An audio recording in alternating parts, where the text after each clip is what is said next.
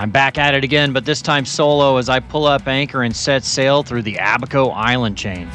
It seems like a trend lately, but I have to do some repairs just to keep the boat running. I had spent the night at anchor just outside Elbow Key and the Abaco Islands. All the music in this video is by one of my favorite bands in the 90s, Incubus. It's made possible by our patron, channel members, and the Sailing Doodles Navy. For just a few dollars a month, you too can help support the channel and help me use music like this.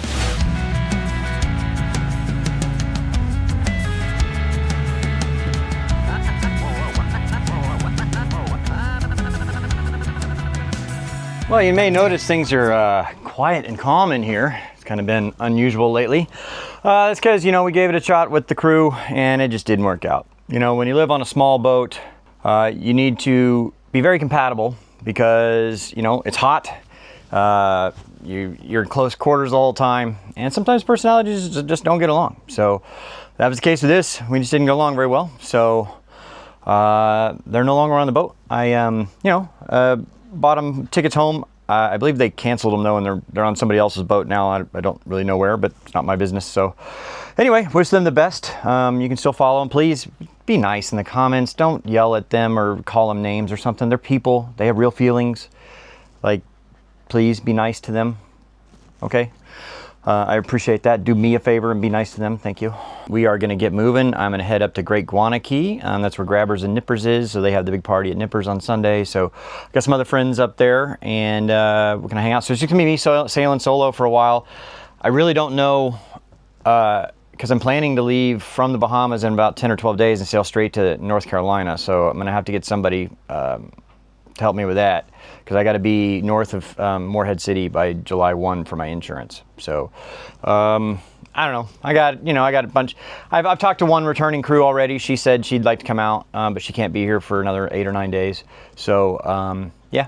Anyway, so kind of got that going on. I'm gonna be by myself, which is gonna be nice. It's just been a packed boat for so long. I'm ready for like personal space. Well, having 4 people on this boat is definitely too many. All right, we'll get moving. Hopetown is home of the Elbow Key Lighthouse. It is the last kerosene-powered lighthouse in the Bahamas. Hopetown was founded in 1785 by British loyalists. They were ejected from the United States after losing the American Revolutionary War.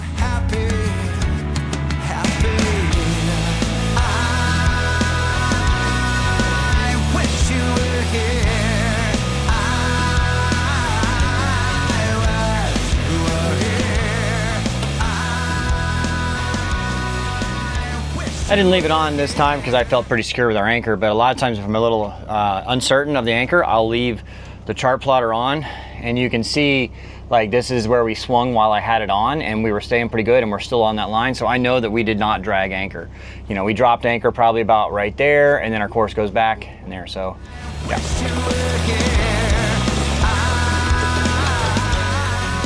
This is gonna be a bit of a mess. So my bridle line got stuck inside the little hook, so I can't get it off the chain until I get the rope out of the hook, the line out of the hook. Well, it wasn't as hard as I was fearing, so I was able to get it out. It only took me a minute or so, but anyway, we're moving now. You're hearing your own, they're barking, and then I hear an echo from either the shore or the other boat, and so it sounds like there's a bark back at them.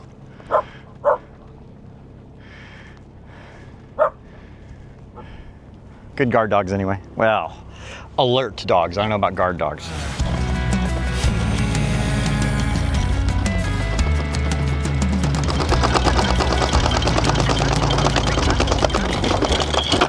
Ah, shit, really?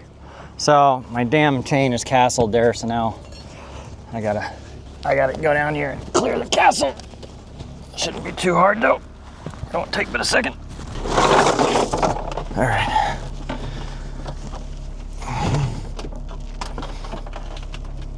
Ow. Okay. Got it.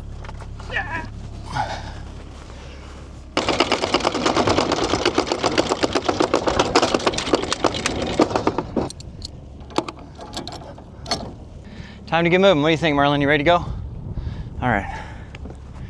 I shouldn't say the G-O word unless I mean, you know, walk or something. So we got 2 feet of tide.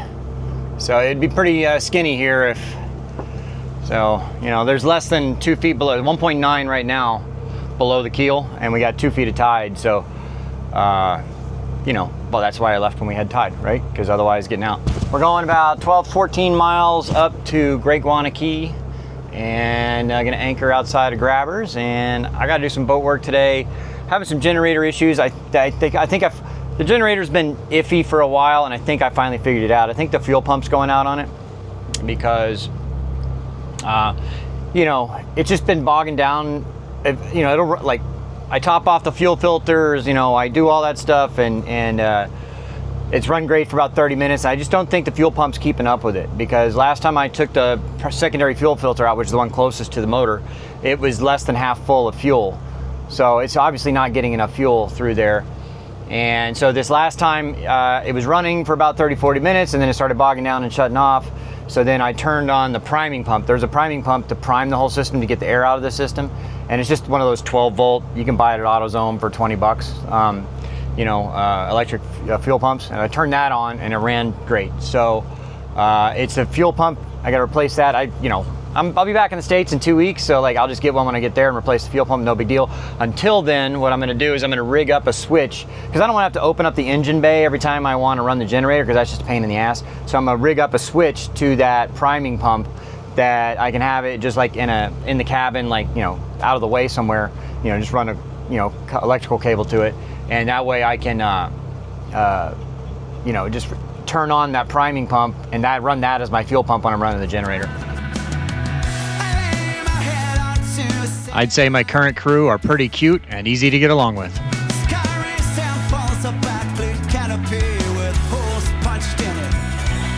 I already had my mizzen sail raised, so it was time to unfurl the Genoa.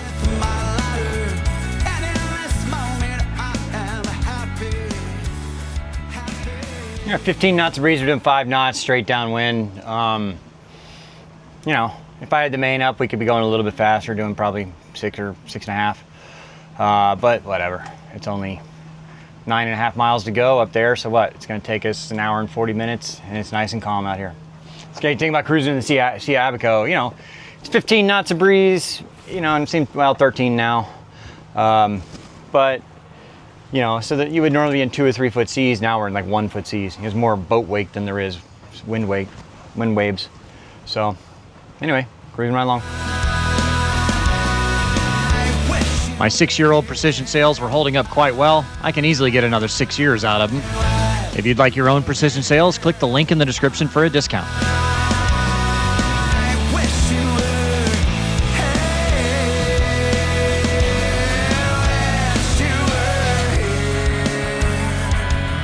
It was a nice smooth sail, and as I approached Great Guana, it was time to furl in the sails.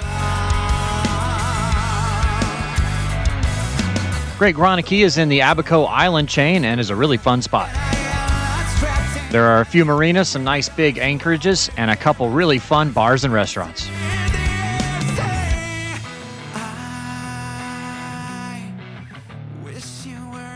Went ashore and met some friends, did grabbers and nippers and all that stuff. Now I'm working on my generator. So the problem with the generator is that the fuel pump, I believe, is not working properly, or, you know, because there's not like a lift pump from the tank. There's only the fuel pump on the generator itself, and so it's going to have to suck the fuel for quite a long ways to do that. So maybe the fuel pump's going bad, or maybe it just needs a lift pump, whatever. So it does have a priming pump, which you have to turn on manually, and so that lives right here. So there's these two. There's that one, and then there's one here, and that's for the motor and that's for the generator. They're just your, you know, 12 volt. You can buy them at AutoZone for 20 bucks, right? So what I'm going to do here is what I've already done is I've run a line. I've run electrical cable from here, and I'm going to hook it into that switch to turn that pump on. But I don't want to like open up the floorboard every time I do that. So what I did is I ran that line over here to this little entry point here, and I hooked it up to a switch. So now I can just turn it on and off every time I turn the generator on off, and it lives in this little cabinet, so it should be pretty easy to do. So basically I've already got the switch wired there. I need to wire it into the pump over here, and then I will be able to turn that on and off as I please, and should have a working generator. So now I just got to wire it up here to the switch, to the pump, and then test it out.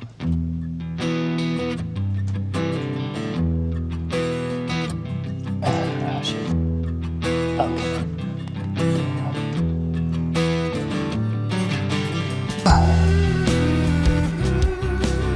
So I've got it connected, I've got the pump on, it's pumping.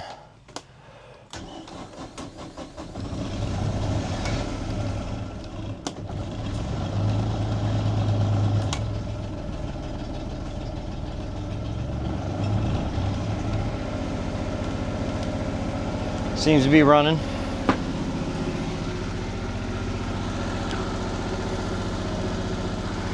Okay. I think I'll zip tie this stuff up, do some heat treatments on it, tape it up, and then we should be good to go. Then I can just flip that switch on in there.